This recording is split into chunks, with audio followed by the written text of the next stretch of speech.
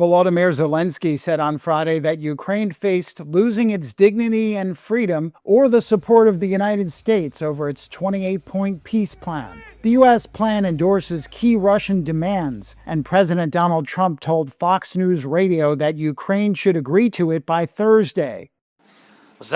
Now is one of the most difficult moments in our history. Now the pressure on Ukraine is one of the most difficult. Now Ukraine may find itself facing a very difficult choice. Either the loss of dignity or the risk of losing a key partner. Either the difficult 28 points or an extremely difficult winter, the most difficult and further risks.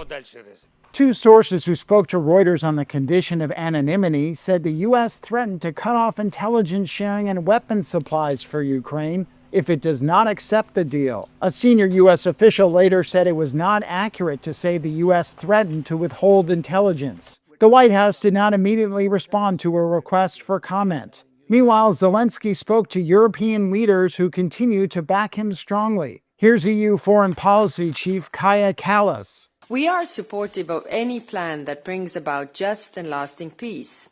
As for the peace plan we understand that President Zelensky has been presented with, we have always said that any peace plan to work, it has to be with Ukraine and with the Europeans on board. Three sources later told Reuters that Ukraine was working on a counter-proposal to the 28-point plan with Britain, France, and Germany.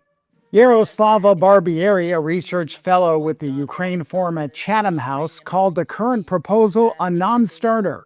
First of all, the idea that Ukraine would have to concede territory that Russia currently doesn't hold, particularly in the Donetsk region, is unacceptable, is really a non-starter.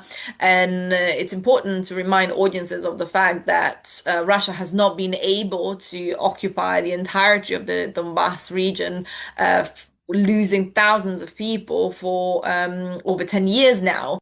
As part of the arrangement, sanctions against Russia would be gradually lifted. Moscow would be invited back into the G8 group of industrialized countries, and frozen Russian assets would be pooled in an investment fund, with the United States being given some of the profits. Russian President Vladimir Putin expressed cautious optimism about the U.S. plan.